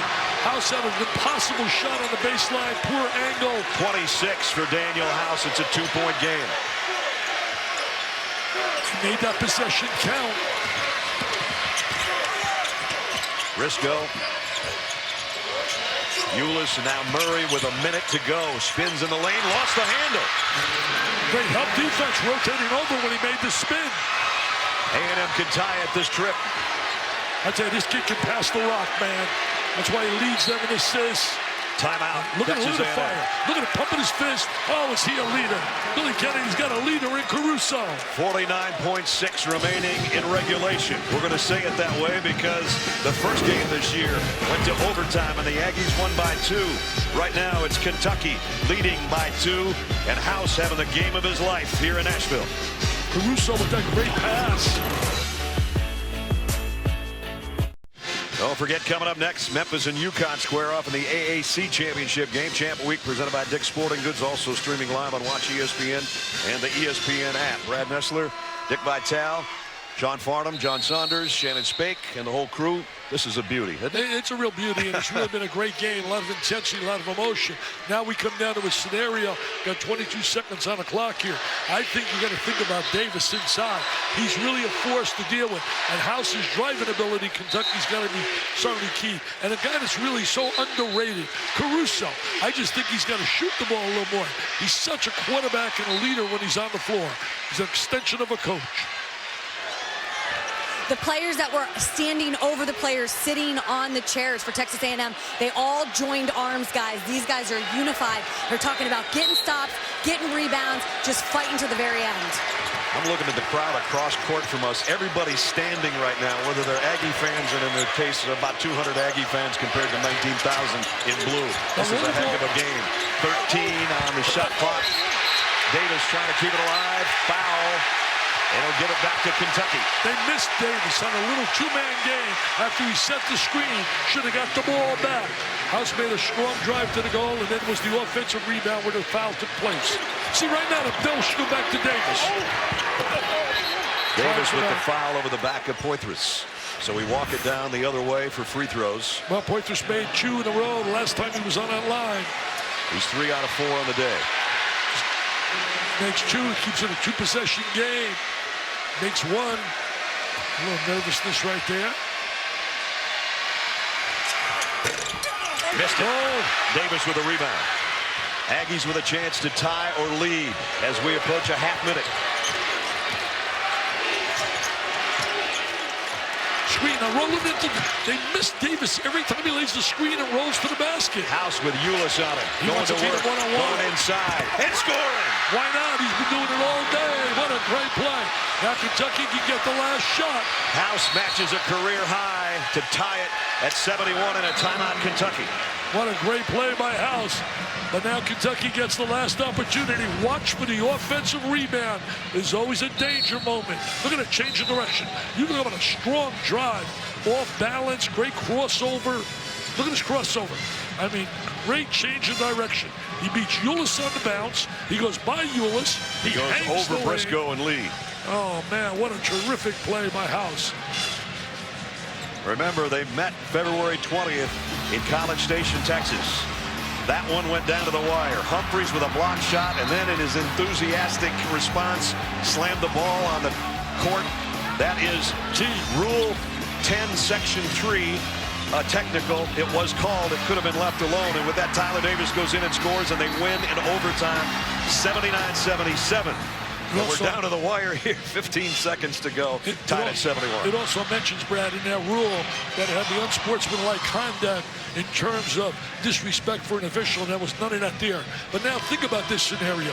15 on the clock. You know the ball's going to go in Ulis's hands, trying to create an opportunity, whether it be from Murray, or whether it be a drive to the goal. But I'm telling you, the most dangerous thing on the floor is the offensive rebound. You better be cautious of them coming up with that. Just like it happened in Game 1. The offensive rebound by Tyler Davis was the winner basically at the buzzer. Here's who Kentucky brings out. Willis, a great three-point shooter. Ulis, of course, the commander at points. Jamal Murray, with the exception maybe of Stephon Moody, might be the best shooter in the SEC. Briscoe, the guy that can penetrate inside, and Marcus Lee. 15 seconds in regulation. Let's play overtime. We got nowhere to go. Our next gig is not until about 6 o'clock. Here we go now. Ulis on the dribble. Caruso on him. 6 on the shot clock and the game clock. Ulis with 3. Crossover. Fade away. We're going to overtime.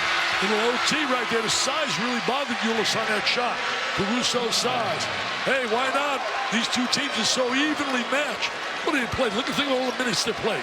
So far, they've played 85 minutes, and there's only 2 points to separate them.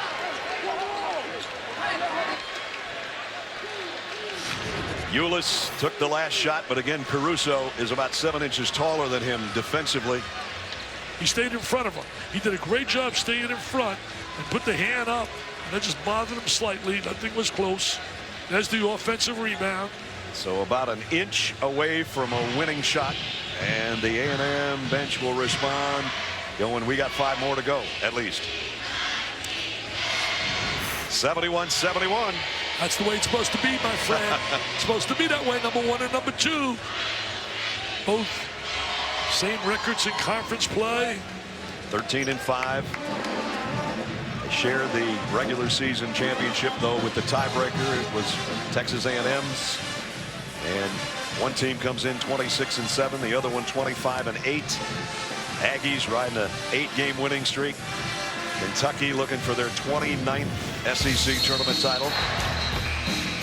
And the Aggies were trailing in this game, but they just kept fighting. And Tyler Davis and Daniel House and Jalen Jones on the inside. And then Caruso with a kick out to House for the 3 that saved the day. House has done it all. Driving, shooting the 3. Hey, think about this. A&M, last conference championship, 1987, when they beat Baylor in the Southwest Conference Final.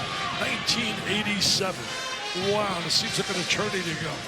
I had just about 5 more strands of hair at that time. John Calipari just told his guys, you have to want to be in the eye of the storm, guys. You have to make the play. No one else. You have to make it. Here we go, extra session.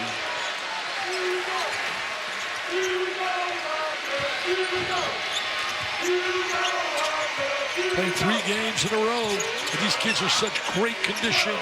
Today with the amazing work done by the therapists and the people and their training programs. Double team on Ulis, but he got into Briscoe underneath. And now Murray open momentarily for 3. And Jones rips down a big rebound. Tell you, momentarily he was open, and Caruso rushed right at him, recovered defensively. That was a big-time rebound right there by Jones. He's asking for it on the low block right now. Trying to get the angle and dump it inside. Shadowed by Poitras, who's playing with 4 fouls. Here's that matchup. Jones back out with 5 on the shot clock. A minute into overtime. Caruso pull up 15-footer. Jamal Murray with a rebound. A minute into overtime, no change in the score. 71-71.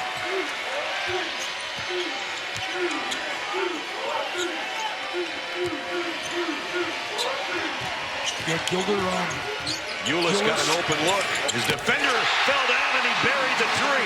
Yeah, took advantage of that. Gilder backpedaled, fell to the deck, and Ulis with a big shot. Career high for Tyler Ulis, 29 points. Look at the size he's given up. Look at the size he's given up defensively.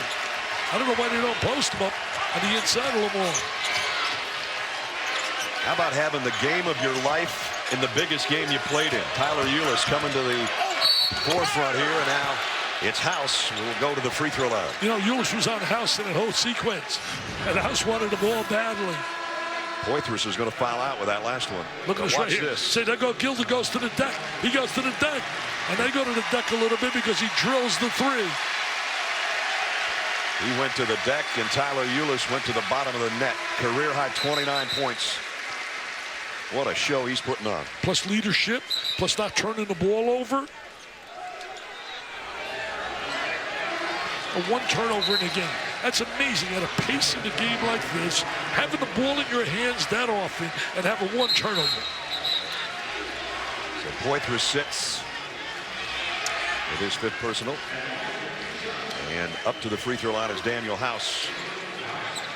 And right now he has already matched his career high. If this free throw goes, he, much like Tyler Ulis, has the best scoring game of his career. And Tyler Ulis having a nice little conversation with the official. Didn't get it that time.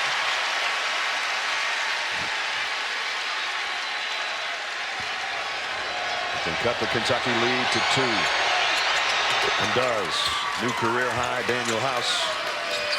And we're down, approaching 3 minutes remaining in overtime. And a goal at stake right now, but most of all at stake is a lot of pride. These teams both want to show they're #1 in the conference. Kentucky chip on their shoulder after a loss down there on February 20th. Ulis On working against Jones. Kick out Murray.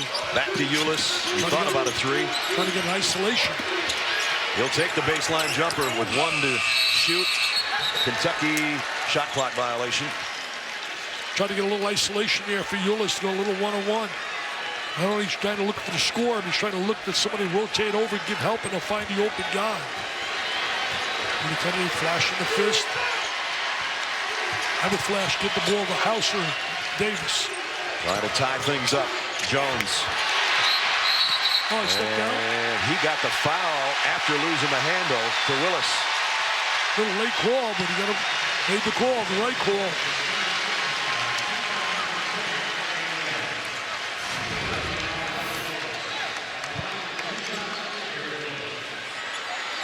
There's another look. He just poked it as Willis got it on the baseline, and now Willis walks to the free throw line. He was working big on his free throw line before the game. He's 31 of 33 on the year. Oh, I should wow. have not said that, I guess. Line drive, shuttle line drive. 94% coming in, and he misses the first of 2. Not the second one, though. Yeah, better arc right there. The first one was a little line drive. 75-72 with 2.5 to go.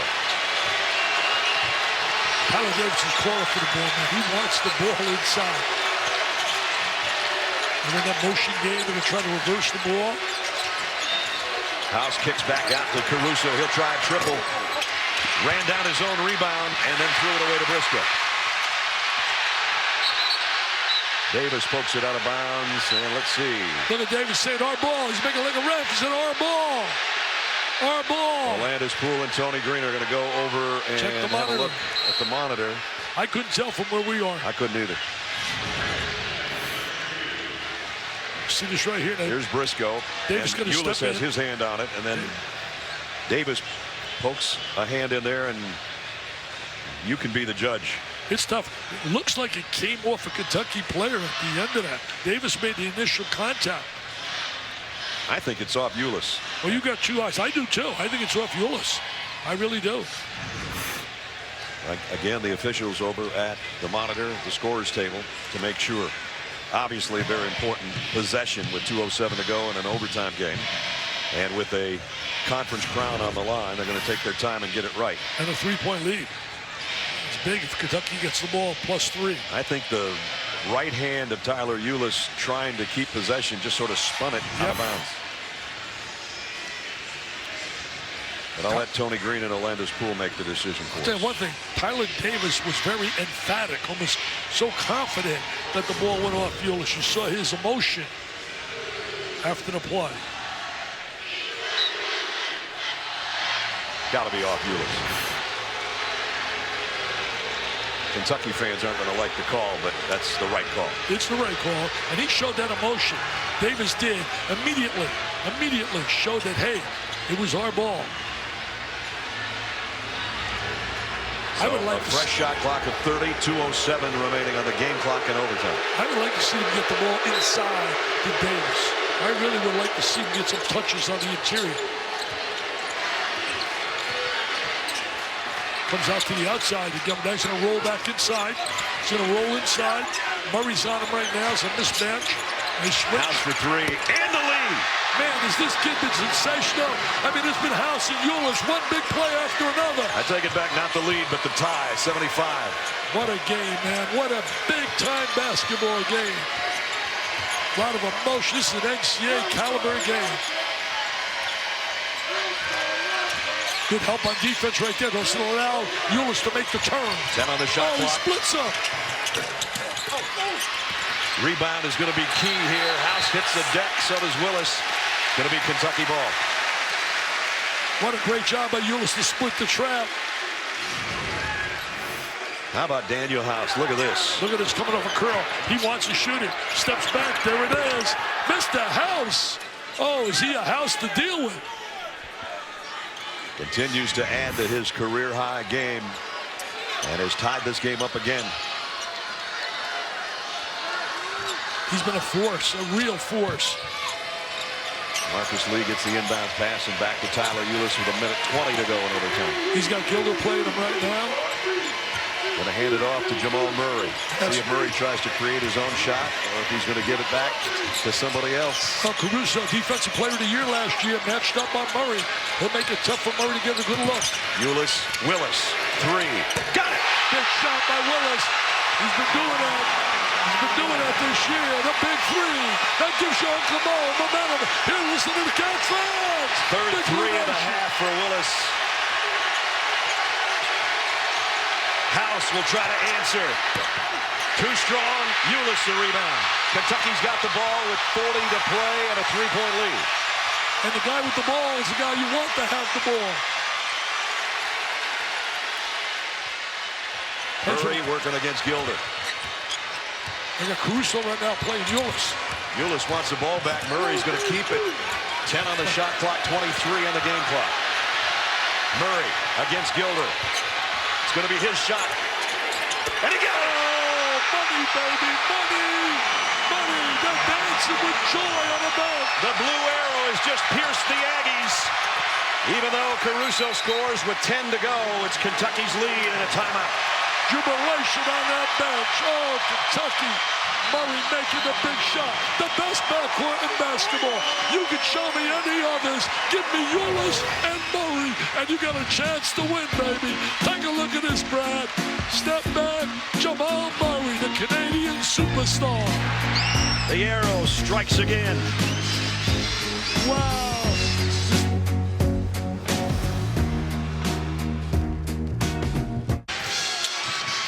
All right, Reese, 10.2 remaining.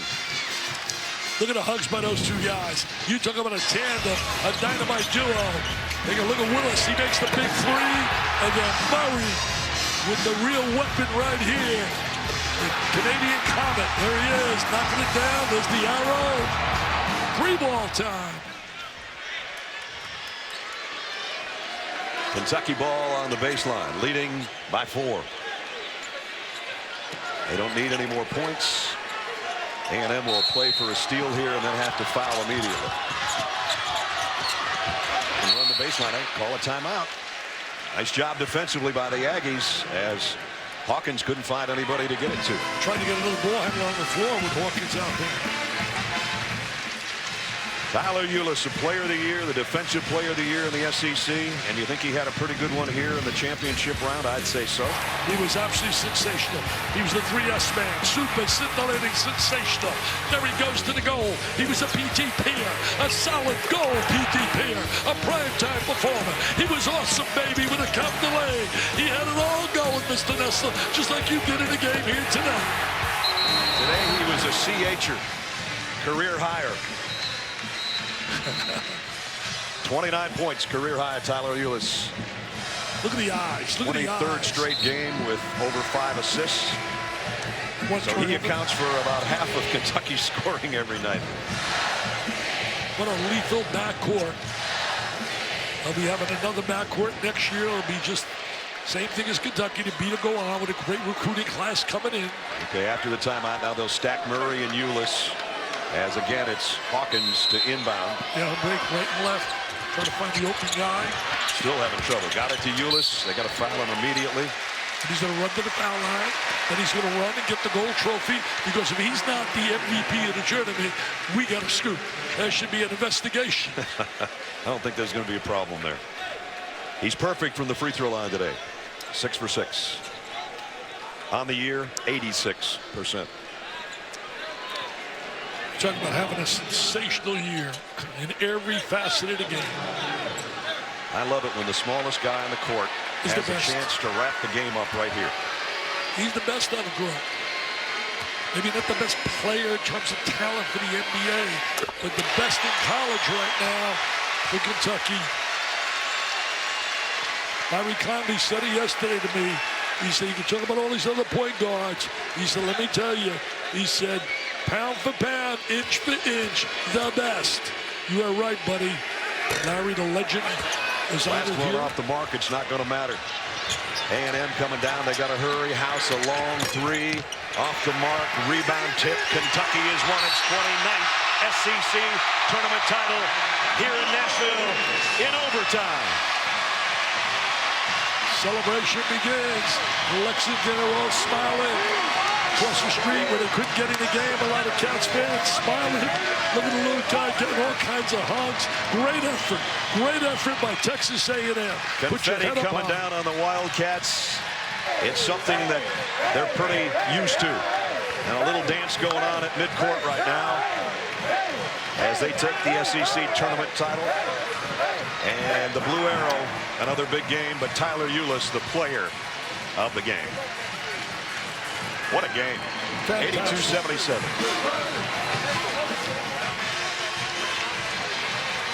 Fantastic afternoon, man. If you don't like this, there's something wrong. This is March Madness at its best. Spirit, enthusiasm, energy. That's why it's the best time of the year of any sport. You can talk you want the World Series, the Super Bowl. There is nothing that will captivate America in sports for 3 weeks like March Madness. I didn't realize your ball dome looked so good with confetti on it. Shannon's with the winning coach. Coach, I know this team is not a finished product. What do you think about the way that they handled what you called the eye of the storm? Well, we had some guys kind of were they weren't ready for the eye of the storm, and that's why I brought it up. You got to want to make the play. You got to want to make the rebound. You got to want to be the guy. You can't be out there like hoping someone else does and think we're going to be in a team that advances. I thought Tyler was unbelievable. Derek's 3, Jamal's 3 were big. We still didn't rebound the way we needed to, but it was a heck of a win now. How do you describe the value of Tyler Ulis? He's the player of the year in the country. Everybody knows it, but they're afraid to say it because he's 5'9". There's no way someone 5'9" could be a first-round draft pick, Well, Isaiah Thomas is doing okay right now in Boston. So what it is, I think the little guy's coming back, and this guy's proving it. I know you said all along this tournament is all in preparation for next week. How prepared are they? Still have some holes I saw today that I'm kind of disappointed in. But you know what? Let's enjoy this. We won a championship. And again, you know I'm not big on these tournaments. But our teams have done fine, and we've used it to get better, and we have. Special group of guys. Enjoy. Thanks to everybody on our crew. J.D. Rutledge on stats, Reese Nestler, our booth coordinator for Dick Vitale, Sean Farnham, John Saunders, everybody that's been here all week long, and Shannon Spake, of course, who you just heard. Thanks for being with us from Nashville. 82-77 overtime. Kentucky 29th SEC tournament title. American Championship coming up, UConn and Memphis. So long from Nashville. I'm Brad Nestler, Dave O'Brien, and Doris Burke. Next.